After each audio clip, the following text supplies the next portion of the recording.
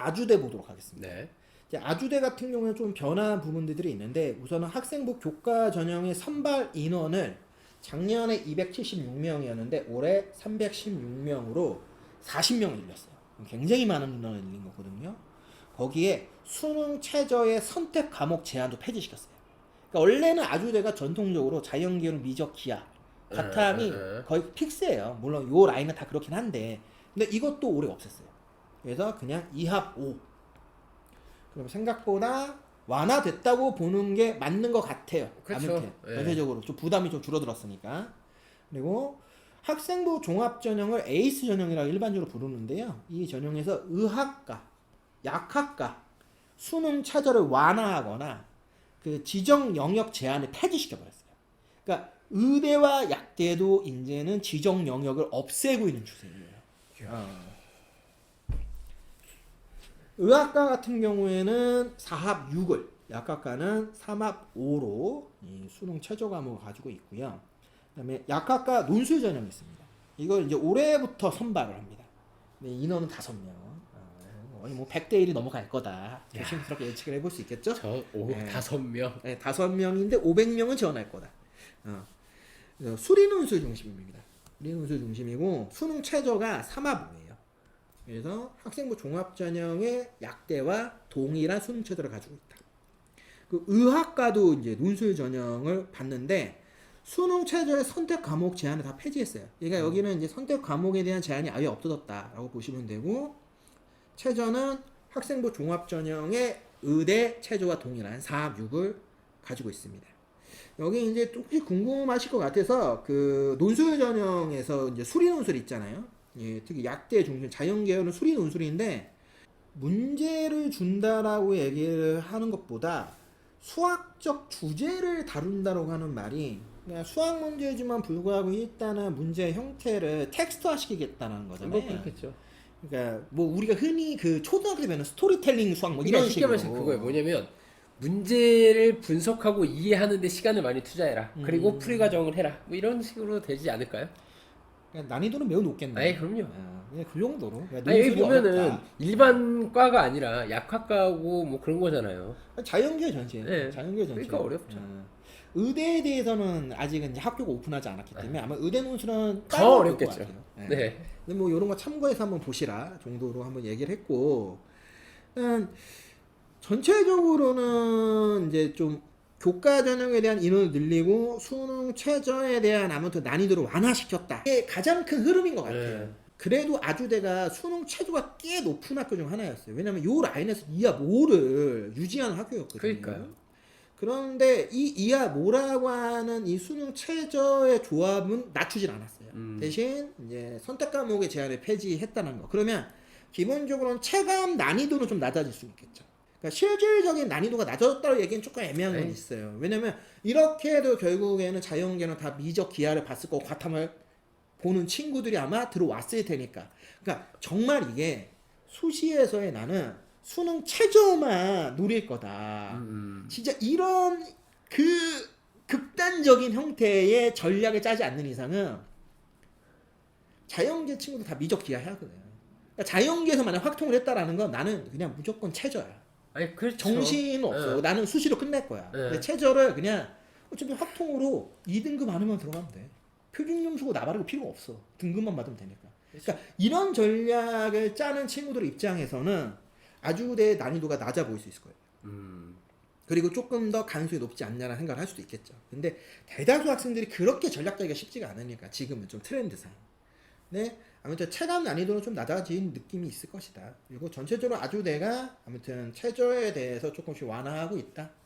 이런 것들이 이제 아주대의 수시 전형에서 좀 입시에 좀 포인트라고 좀 보시면 좋을 것 같고, 정시 관련해서도 자연 계열의 모집 단위의 수능 선택 과목의 제한을 다 폐지했어요. 아, 대신 진짜 다 폐지하는 분위기네. 가산점을 이제 부여하는 방식으로 여기는. 그래서 수학은 미적 기하를 봤을 때 3%. 탐구는 과학 탐구 100분위의 자체 변환 점수에 이제 3%를 가산점을 주겠다라고 얘기를 하고 있습니다. 그래서 정시 선발 인원이 줄었어요. 좀 줄었네요. 793명에서 53명이면은 40명이 40명이 줄었어요. 이 40명이 앞에 있는 절로 갔죠. 교과로 간 거예요. 네. 이에 반해서 학생부 종합전형 같은 경우에도 작년에 586명이었는데 올해 595명으로 몇 명 늘렸어요. 그나마 좀 볼만한 거는 이제 수능 반영 영역하고 반영 비율인데, 반영 영역은 이제 의미가 없잖아요. 그냥 다 통일시켰잖아요. 수학, 뭐 탐구 이렇게 사탐, 모든 과탐은 상관없다. 대신 가산점을 주는 건데, 정확하게 얘기하면 가산점은 자연계열에 한해서만 주는 겁니다. 그냥 인문계열은 상관이 없어요. 그냥 결국 자연계열은 자연계열에 맞게 수능 준비를 해라. 이 부분을 강조해서 이제 명시하는 거죠. 그러니까 자연원이라고는 일반적인 자연계열 대학들, 자연계열 공과대학들은 전부 수학은 35% 반영을 하고 탐구가 30%예요. 이게 아주대의 특징입니다. 아주대가 다른 대학과 틀리게 탐구에 대한 반영 비율이 꽤 높아요. 보통은 국어 수학이었는데. 그렇죠. 수학이 높으면 그 다음에 국어, 그쵸. 뭐 이런 밸런스 정도, 아니면은 국어하고 탐구의 반영 비율을 동일하게 한다거나 이런 것들이 많았는데, 여기는 수학하고 탐구만 합쳐서 65%예요. 꽤 높죠. 반대로 자연 2, 여기 이제 의대를 이제 얘기하는 거잖아요. 의대는 수학이 40%예요. 그리고 탐구가 30%. 그러니까 자연 계열에서는 이제 수학과 탐구, 쉽게 얘기하면 미적 기하와 과탐이라고 하는 과목에 대해서 굉장히 큰 베네핏을 주는 거죠.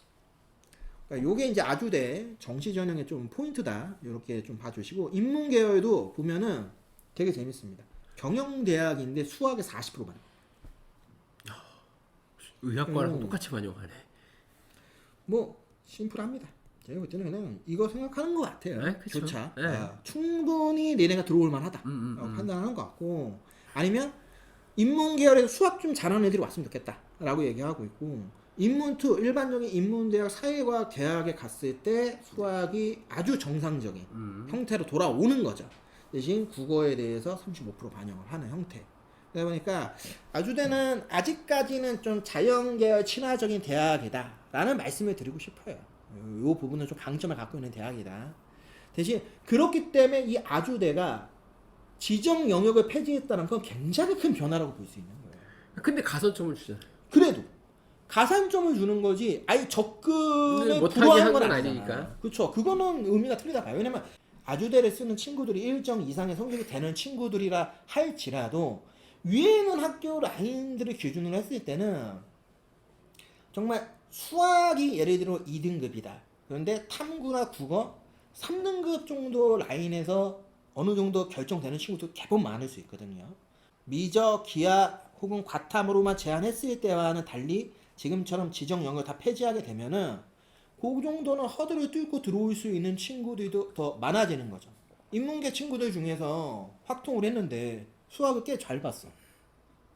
근데 인문계 친구 중에서 국어 못 보는 애도 있거든. 그렇죠. 그러니까 그런 친구들한테는 아주대가 전략적인 포인트가 될 수도 있는 거죠. 우리가 이런 식으로 모든 뭐 자연계는 항상 자연계는 이럴 것이다. 뭐 인문계는 항상 이럴 것이다. 고정화되어 있었던 포맷이 지금 깨지고 있어요. 근데 이게 두드러지게 지금 깨지고 있는 그 시작점이 올해라고 저는 보는 거예요. 작년부터 일어났는데 올해 너무 많이 지금 깨지고 있으니까. 올해는 좋든 나쁘든 이러한 이 흐름이 깨지고 있는 거에 따라서 변수값들이 많이 등장한단 말이에요.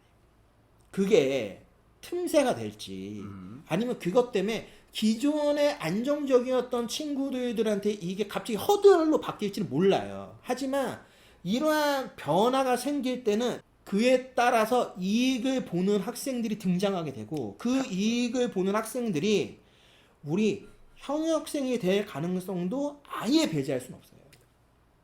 저는 그런 점들을 보는 거죠. 그러니까 이렇게 변화가 일어났다는 건 아까 소장님 말씀드린 어느 한쪽에서는 이익을 발생할 것이고, 반대로 어느 한쪽은 분명히 불리한 입장에도 분명히 발생할 거란 말이죠.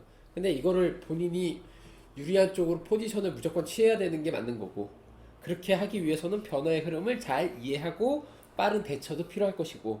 그러니까 정말 이런 입시 계획안이나 뭐 모집 요강이 나왔다 하면은 최소 고3 거기에 고2까지는 내용을 봐놔야 돼요.